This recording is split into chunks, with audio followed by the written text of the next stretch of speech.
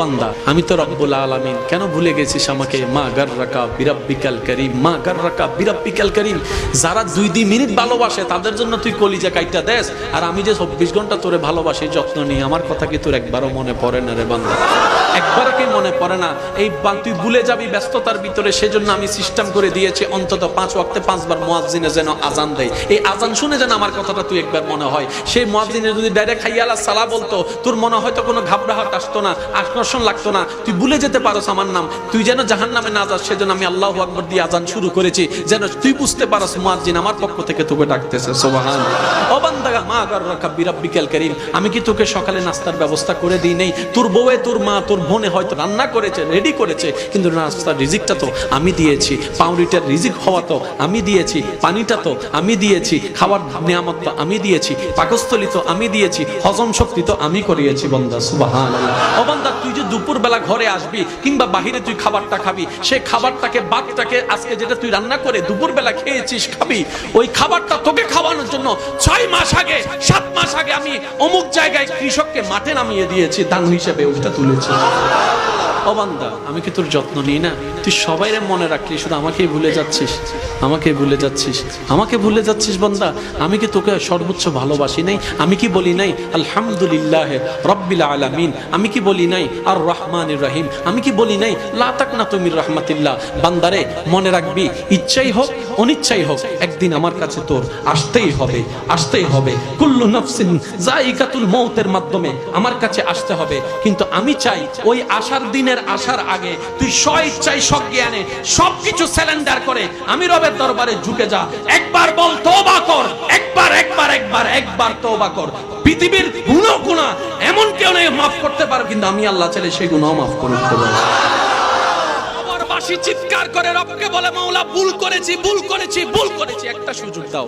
আবার দুনিয়ায় যাব মাওলা, হাজার ব্যবসা থাকুক আমি নামাজ ছাড়বো না, হাজার চাকরি থাকুক আমি নামাজ ছাড়বো না। মাওলা একটা সুযোগ দাও, একটা সুযোগ দাও, একটা সুযোগ দাও। মাটির নিচে যারা আছে তারা বলছে, আর মাটির উপর যারা আছে তারা বলছে, ভাই নামাজ তো পড়তে আয়। একজনে বলে যে কিভাবে আসবো, আমার প্যান্ট তো ঠিক নাই, আমার প্যান্টও ঠিক নাই, আমার শরীর তো পাক নাই, আমার কাপড় তো পাক নাই। আরেকজনে বলে, আমি যদি নামাজে যাই দোকানটা এখন বন্ধ করে লসের টাকাটা কি তোর বাপে আমাকে আইনা দিবে? আরেকজনে বলে যে আমি যদি এখন নামাজের মধ্যে চলে যাই চাকরির তো 12টা বেজে যাবে। মাটির নিচে ওয়ালারা বলে যে সুযোগ দাও, একটা সিজদা দিব। আর মাটির উপরে যারা আছে তারা হাজার বার মুয়াজ্জিন ডাক দেয়, হাইয়া আলাস সালাহ, হাইয়া আলাল ফালাহ। কোন খবর? লাইটের পরিবর্তন হয়, মাইকের পরিবর্তন হয়, স্পিকারের পরিবর্তন হয়, মোবাইলের পরিবর্তন হয়। এক সময় নোকিয়ার রাজত্ব ছিল, তারপরে শেষে স্যামসাং এর রাজত্ব। স্যামসাং এখন যাওয়ার পথে, এখন আইফোনের রাজত্ব। সামনে কি হয় সেটা আমরা জানি না, হয়তো আইফোন এক সময় থাকবে না। প্রত্যেক কিছুর পরিবর্তন, প্রত্যেক কিছু পরিবর্তন। আওয়াজটা সুবহানাল্লাহর আওয়াজ জোরে জোরে দিতে হবে। 100 বছর আগে কোরআন ছিল, 200 বছর আগে কোরআন ছিল, 300 বছর আগে কোরআন ছিল, 500 বছর আগে কোরআন ছিল, 1200 বছর আগে ইয়াসিন ওয়াল কুরআনিল হাকিম কোরআন ছিল, 1400 বছর আগেও কোরআন ছিল। 2023 সালে কোরআন আছে, 25 সালে থাকবে, 26 সালে থাকবে, 30 সালে থাকবে, 40 সালে থাকবে, 50 সালে থাকবে, 80 সালে থাকবে, 90 সালে থাকবে, 3000-এ থাকবে। পৃথিবী থাকলে 3100 বছরও থাকবে।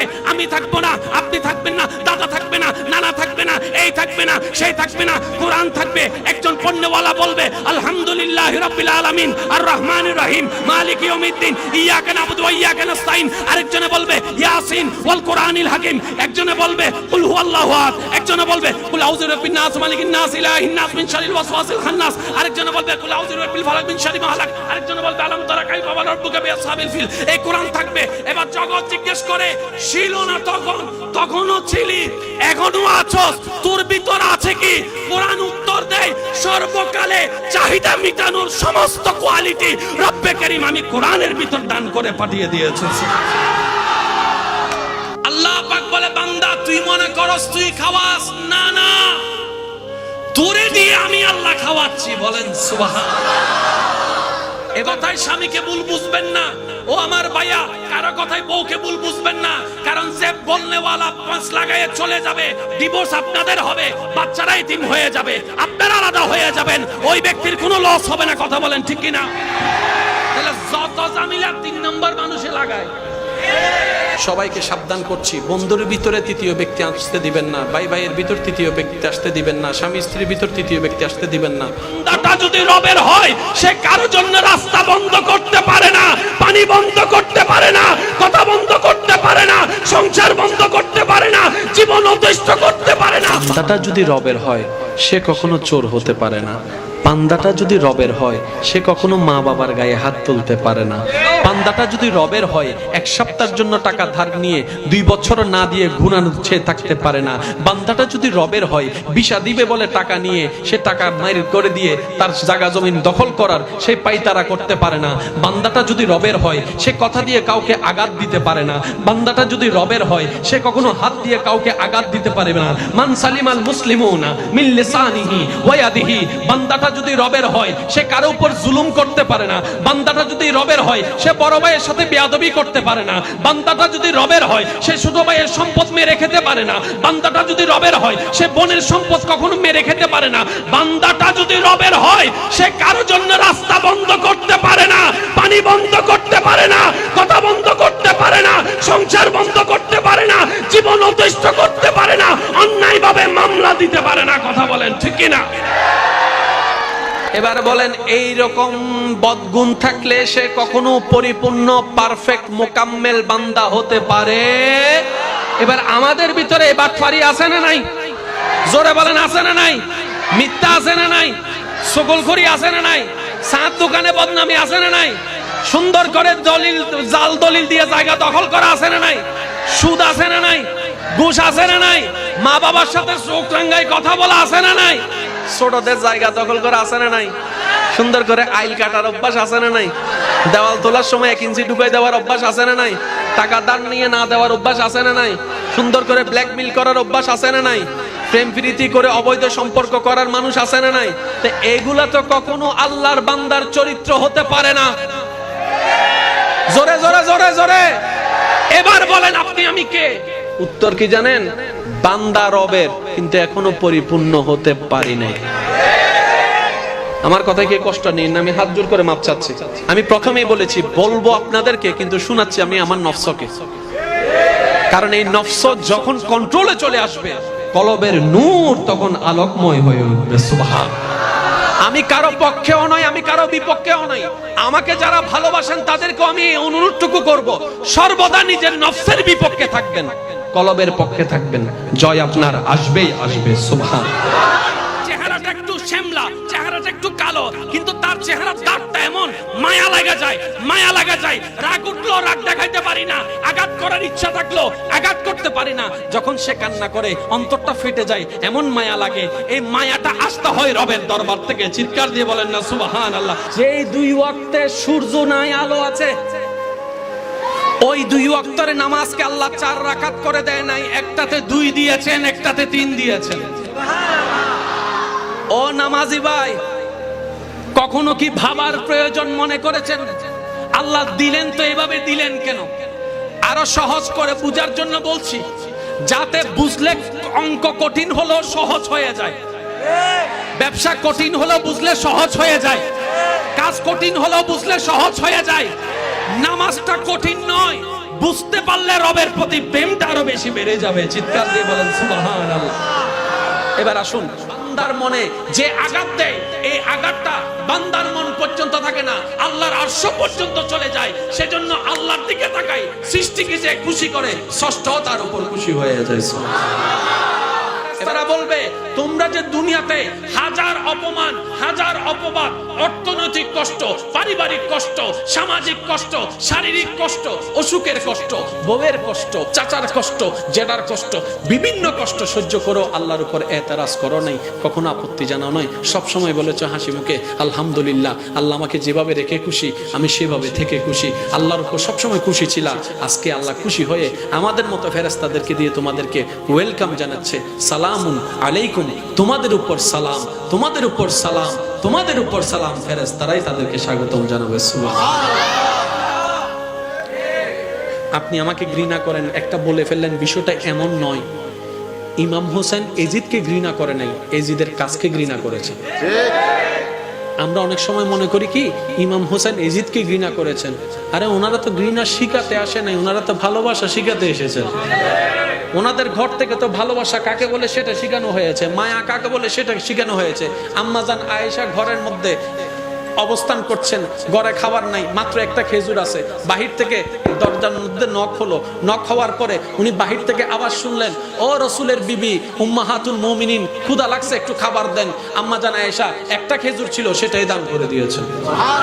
জগৎ জিজ্ঞেস করছে আপনি খাবেন কি? রব দেখবে। ওই ঘর, ওই পরিবার। ইমাম হোসেন অহংকার শিখাতে আসেনি, হিংসা শিখাতে আসেনি, ভালোবাসা শিখাতে এসেছেন। ইমাম হোসেন এজিদের সাথে বিষয়টা কি ছিল?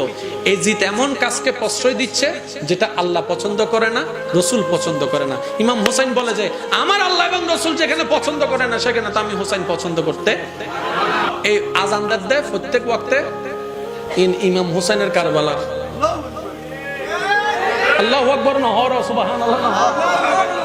আজানদার দেয় কোনো ডর আছে না? ইমাম হোসেনের অবদান। একামত দেয় ইমাম হোসেনের অবদান। ডর তো সারা নামাজ পড়তে যায় দিলে কিন্তু আজ জুমাত গিয়ে দেয় ইমাম হোসেনের রক্তের অবদান। ইমাম হোসেন একজনের হস্ত ভাই আর বেগুনের মাথা উঁচু করে বাঁচিবে সুযোগ করে দিই। তবে আজ এত একটা কথা মনত রাখবেন, কি রে মিস্টার এজিদ দিলে ফল কিনলেই দেয় বই বটি বেল্লাই। আজ এত নিন ভাবিবেন তো শুধু এদুন বুট পাইস তুই খুশি হয়ে যাবো না, ফ্যাক্টরি যাচ্ছ না, যাচ্ছ না আদে না তুমি বেলায় বোধ হয় এজিদে হদ দে ইবে কি তোরা এলাকার হোসেন মনে করছিস না? ইবে কি তোরা বাড়ি হোসেন মনে করছিস না? ইবে শেরে খুদা আলীর বেটা, ইবে হাসান ওর ভাই, ফাতেমাতুজ জাহরার ফুয়া, নবী রাহমাতুল লিল আলামিনের নয়নের মণি, সাইয়্যিদুশ শাবাব আহলিল জান্নাহ। ইবে তোমার আর হোসেন মনে করছো? ইবে হালা না মিলে ২২,০০০ রহম পড়ে যাব। সরর মন আচ্ছা ওনারা কি মনে হয় যে তারা আচ্ছা যুদ্ধ আগে না খবর আগাই খবর নলয় না বাজে গোপন গোপন দে খবর যাতে লই ৭২ জন ইতে যাতে দল রেডি করার ফাটার ইবনে জিয়াদে যাতে দল ফাটার মানুষ পছন্দ করে না বিরো বয় দুঙ্গা জহ প্রশ্ন করছি না করা হন। আবার ইমাম হোসেনের বাহিনীর বালাগরি গোড়া খানা ফানি ইতে তুমি বেগিন আছে। সপ্তাহে শনি থেকে বৃহস্পতিবার এবং শুক্রবার কোন দিনটা বেশি সুন্দর লাগে? আমি বলবো না, আপনারা বলেন। সবাই মসজিদে যাচ্ছে দেখতে সুন্দর লাগে কি বারে? মসজিদ থেকে বের হচ্ছে দেখতে কি বারে সুন্দর লাগে? শুক্রবারে। কারণ এক এক মসজিদ থেকে নামাজ শেষ হয়, সবাই একসাথে বের হয়। আর যখন ঈদের দিন হয় সবাই একদিকে চলে যায়, সবাই একদিকে চলে যায়, নামাজ শেষ করে একদিকে আসে। উপর থেকে যদি ড্রোন শট নিয়ে দেখেন আপনার মনটাই খুশি হয়ে যাবে, আমার মুসলমান ভাই আসতেছে যাচ্ছে। বলেন না সুবহান। এবার বলেন সিডাংওয়ালার সাথে ঢাকার কোনো দেখা? ঢাকাওয়ালা মুসলমানের সাথে আফ্রিকাওয়ালার মুসলমানের দেখা, আফ্রিকাওয়ালা মুসলমানের সাথে ইন্ডিয়াওয়ালা মুসলমানের দেখা। এবার তারাও তো মুসলমান ধর্মের সংগঠনে আছে। এবার নবী বললেন বছরে একবার আল্লাহর নির্দেশে হজের ব্যবস্থা করে দিলাম। ইন্ডিয়াওয়ালা মক্কায় চলে যাও, পাকিস্তানওয়ালা মক্কায় চলে যাও, বাঙ্গাওয়ালা মক্কায় চলে যাও, আমেরিকাওয়ালা মক্কায় চলে যাও, আফ্রিকাওয়ালা মক্কায় চলে যাও, সুইজারল্যান্ডওয়ালা মক্কায় চলে যাও, নেদারল্যান্ডওয়ালা মক্কায় চলে যাও, অস্ট্রেলিয়াওয়ালা মক্কায় চলে যাও। বিভিন্ন দেশ থেকে সবাই হজের মধ্যে আরাফার ময়দানে এক জায়গায় হয়েছেন। সুবহানাল্লাহ। জুমাইশি দেখাওগি কারোর সাথে কারো দেখা নাই, জুমার সময় দেখা হয়ে গেল। কারোর সাথে কারো দেখা নাই, দুই ঈদে দেখা হয়ে গেল। কারোর সাথে কারো দেখা নাই, আরাফার ময়দানে সবার দেখা হয়ে গেল। সুবহানাল্লাহ। জগৎ জিজ্ঞেস করছে এই সিস্টেমটা এত সুন্দর একটা ডিজাইন, একটা রাষ্ট্রবিজ্ঞানের বিষয়, একটা কমিটিকে অ্যাক্টিভ রাখার মতো বিষয়। এই মুসলমান তোমাদেরকে এগুলা কে শিখাই দিয়েছে? এবার সমস্ত মুসলমান উত্তর দেয় আমাদেরকে আল্লাহর হাবিব নবী রাহমাতুল লিল আলামিন নবী, রাহমাতুল লিল আলামিন নবী আমাদেরকে এটা শিক্ষা দিয়েছেন। এবার ওনারা প্রশ্ন করে কিরে উনিও মানুষ আমিও মানুষ, আমার মাথায়ও বুদ্ধি আসলো না কেন? নবী রাহমাতুল লিল আলামিন বলে আরে আল্লাহ তো আমাকে তোমাদের মতো বানাই পাঠাই নাই। ওয়ামা ইউনতিকু আনিল হাওয়ায়ে ইন হুয়া ইল্লা ওয়াহয়ুন ইউহা। আমি তো আমার জ্ঞান দিয়ে করি নাই, রবের দেওয়া জ্ঞান দিয়ে আমি করছি। রব আদেশ দিয়েছেন, আমি শুধু জারি করেছি। বলেন সুবহানাল্লাহ। রাখবেন ইমানদার ভাইরা, আপনার জীবনে যখনই দেখবেন কষ্ট বলা মুসিবত বাড়তে আছে, আপনি বুঝে নেবেন আপনার রব আপনাকে কাছে ডাকতে যাচ্ছেন, আপনার রব আপনাকে কাছে ডাকতে যাচ্ছেন, আপনার রব আপনাকে কাছে ডাকতে যাচ্ছেন, আপনার গুনাহগুলোকে পরিষ্কার করার জন্য কষ্ট দিয়ে আপনাকে মাফ করে দিচ্ছেন। আপনি যদি ধৈর্য ধরতে পারেন সেই দিন রবের পছন্দ হয়ে যাবে। রব্বে কারীম বলবে ইন্নাল্লাহ মা'আস সাবিরিন, আমি রব ওয়াদা পরিপূর্ণ করার জন্য তোকে আজকে থেকে আমার বন্ধু বানিয়ে ফেলেছি। আল্লাহর এমন কোন বন্ধু নাই যার জীবনে কষ্ট নাই।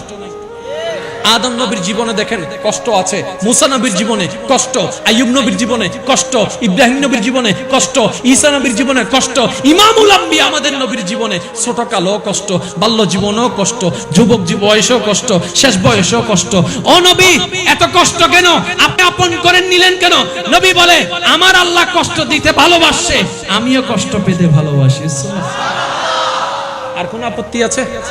আজকে থেকে বুঝেন কিংবা না বুঝেন কখনো আল্লাহর ব্যাপারে আপত্তি জানাবেন না। বুঝলেও বলবেন আলহামদুলিল্লাহ, না বুঝলেও বলবেন আলহামদুলিল্লাহ। আমি একটু শুনতে চাই, কি বলবেন?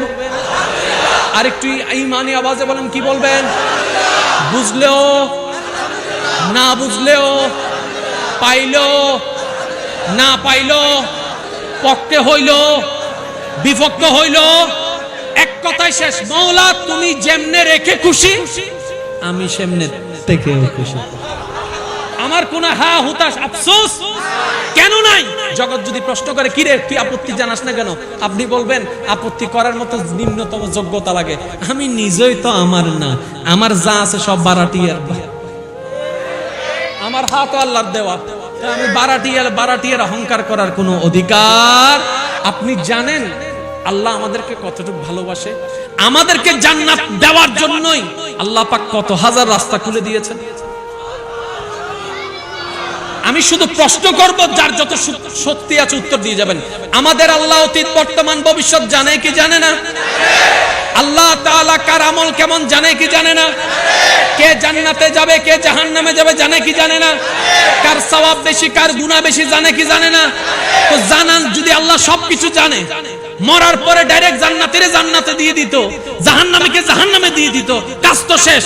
কিন্তু আল্লাহ পাক বলে জানা, মরার পরে তাকে কবরে রাখো, আমি এখন জাহান্নাম দিব না, আমি এখন জাহান্নাম দিব না, আগে কবরে রাখো। এবার কবর থেকে আল্লাহ পাক যেদিন মন চাইবে হাসরের ময়দানে তুলবে, তোলার পরে ইয়া নফসি স্লোগান দিয়ে দৌড়াবে। আল্লাহ এত এত ঘটনা রাখলা কেন, এত কাহিনী রাখলা কেন? এতটুক আমাদের ঈমান বলে তোমার প্রত্যেকটা কাজের মধ্যে কোনো না কোনো কারণ আছে, তোমার প্রত্যেকটা কাজের মধ্যে কোনো না কোনো রহস্য আছে। কাউকে তুমি টাকা দিয়ে পরীক্ষা করো, কাউকে তুমি টাকা নিয়ে পরীক্ষা করো, কাউকে তুমি সন্তান দিয়ে পরীক্ষা করো, কারো থেকে সন্তান নিয়ে তুমি পরীক্ষা করো। মওলা এতটুক জানি তোমার প্রত্যেকটা কাজে কোনো না কোনো কারণ আছে। মওলা এত লম্বা একটা শিডিউল তুমি কেন দিলা? রব্বে করিম বলে তোদেরকে বাঁচানোর জন্য। আরেকটু জোরে এবার আসেন, আমাদের আমলে আল্লাহর বিচার পরে, আল্লাহর বিচার পরে।